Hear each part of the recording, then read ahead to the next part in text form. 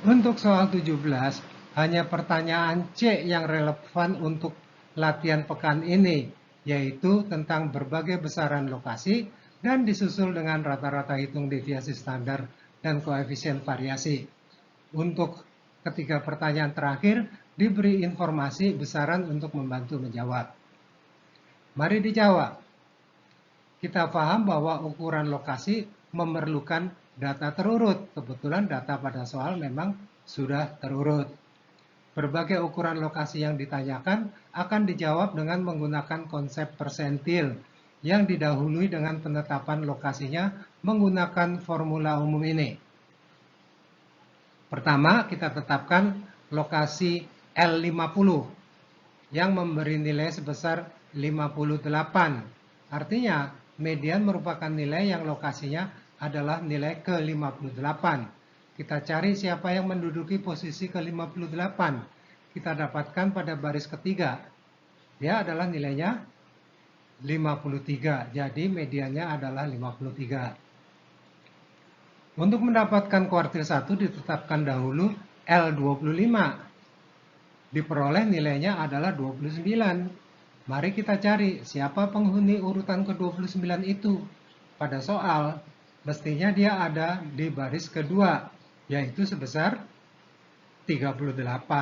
Maka kuartil 1 adalah 38. Berikutnya kuartil 3, sehingga dicari dahulu nilai L75 yang menghasilkan nilai 87. Mari kita cari siapa penghuni urutan ke-87 itu. Lokasi itu mestinya ada di baris 5, yaitu sebesar 73, maka kuartil 3 adalah 73. Pertanyaan berikutnya adalah persentil 10. Lokasinya atau L10 ada di 11,6. Jadi lokasinya antara ke-11 dan ke-12 yang berarti nilai persentil 10 adalah antara 27 dan 28. Dengan posisi bernilai 11,6, maka secara teoritis persentil 10 adalah sebesar 27,6, yaitu 27 ditambah 0,6 dikalikan 1. 1 itu berasal dari selisih dari 28 dikurang 27. Berikutnya adalah persentil 90. Lokasinya atau L90 ada di 104,6. Jadi lokasinya antara ke 104 dan 105. Sehingga nilainya ada di antara 88 dan 90. Silahkan periksa deretan data pada soal. Dengan posisi bernilai ke 104,6, maka nilai persentil 90 adalah sebesar 89,2, yaitu 88 ditambah 0,6 dikalikan 90 dikurang 88. Kita lanjutkan dengan pertanyaan berikutnya. Tampilkan kembali pertanyaannya. Untuk rata-rata hitung, kita panggil formulanya dahulu. Perhatikan informasi yang disediakan oleh soal pada baris paling bawah pada sajian di atas. Maka berdasarkan informasi tersebut, dapat dihitung nilai X barnya adalah sebesar 56,2087. Selanjutnya untuk deviasi standarnya. Formula deviasi standar itu dapat dimanipulasi demikian ini. Penjelasannya akan ditunjukkan di sebelah label ini kemudian. Masukkanlah nilai-nilai yang kita miliki pada hasil manipulasi tersebut. Dari penghitungan itu diperolehlah nilai deviasi standarnya adalah sebesar 23,2384. Sehingga koefisien variasinya adalah sebesar 0,4134. Perhatikan bahwa berbagai besaran yang dihitung adalah untuk sebuah variabel saja, yaitu konsumsi tenaga listrik sebulan pada bulan tertentu pula. Karena hanya dari sebuah variabel, maka tidak dapat dilakukan analisis atau kesimpulan atas hasilnya. Tidak dapat dikatakan misalnya bahwa mereka itu baik atau jelek, telah terjadi penurunan atau kenaikan. lebih boros atau lebih sedikit karena tidak ada pembandingnya. Ya. Baiklah, sekarang akan ditunjukkan penjelasan dari logika formula deviasi standar itu tadi. Ya. Pertama, uraikanlah pangkat 2 tersebut menjadi demikian ini. Ya. Kemudian kita buka tanda kurungnya. Ya. Mestinya tanda sigma akan mendahului setiap suku yang ada pada 3 suku tersebut. Khusus untuk suku kedua, nilai 2x bar bisa pindah ke depan sigma karena 2 dan x bar merupakan konstanta. Baris tersebut dapat dinyatakan yang demikian ini. Ya, karena sigma xi itu sama dengan n kali x bar. Ya. Karena x bar adalah sigma xi dibagi n. Dan sigma x bar kuadrat itu adalah penjumlahan dari x bar sebanyak n.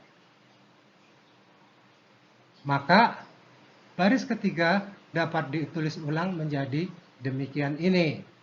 Sehingga menghasilkan baris keempat yang seperti ini.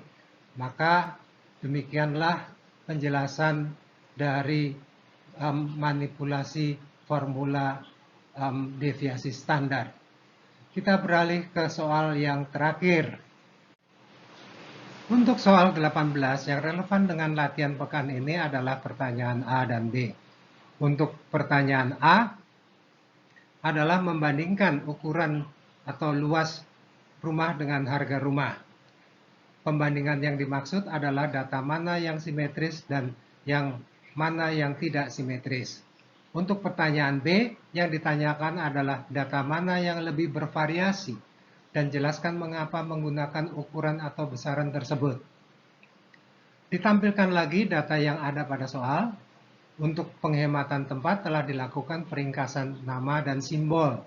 Anda akan melihat bahwa di bawah simbol X bar ada X tilde yang nilainya 115 dan 1,615. Itu adalah simbol untuk median. Ya. Mari dijawab, mulai dengan pertanyaan A. Pada distribusi yang simetris, 3 besaran, median, modus, dan rata-rata hitung berimpit pada satu nilai.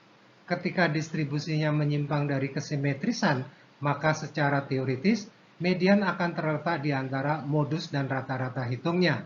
Sedangkan rata-rata hitung akan cenderung ditarik ke arah keberadaan nilai ekstrim. Sehingga bila ada nilai-nilai ekstrim kecil, maka rata-rata hitungnya akan ditarik ke bawah atau ke kiri, menyebabkan nilainya ada di sebelah kiri median dan modus. Sebaliknya, bila ada nilai ekstrim besar, maka rata-rata hitungnya akan cenderung ditarik ke kanan atau ke atas, sehingga nilainya ada di sebelah kanan modus dan mediannya. Pada data luas rumah, nilai rata-rata hitung adalah sama dengan median, sehingga disimpulkan bahwa distribusinya simetris. Sedangkan pada harga rumah terlihat bahwa X bar lebih kecil daripada median, yang berarti ada nilai ekstrim kecil, sehingga disimpulkan distribusinya tidak simetris, yaitu menceng ke kiri atau skewed negatively.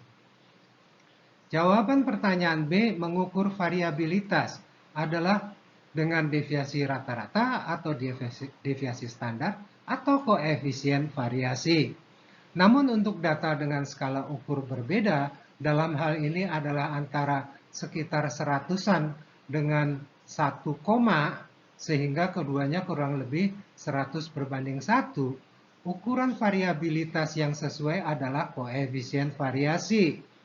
Dengan formula V sama dengan deviasi standar dibagi dengan X barnya. Maka untuk kedua himpunan data tersebut, dapat diperoleh bahwa koefisien variasi luas adalah sebesar 0,1637 dan koefisien variasi harga adalah 0,1621. Maka dapat disimpulkan bahwa variabilitas keduanya adalah hampir sama dengan variabilitas harga sedikit lebih rendah namun tidak signifikan. Demikianlah latihan untuk materi pekan 1 dan 2, semoga mudah diikuti. Bila menonton 1 kali belum cukup jelas, maka lakukanlah kedua kalinya. Bila menonton 2 kali masih belum jelas, maka lakukanlah untuk ketiga kalinya. Bila menonton 3 kali masih juga belum jelas, maka jangan segan-segan tanyakan saja pada saya kapan saja Anda sempat melalui saluran komunikasi yang memungkinkan teman Anda juga bisa ikut menikmati penjelasan atas yang ditanyakan. Saya pamit, semoga sukses, salam sehat.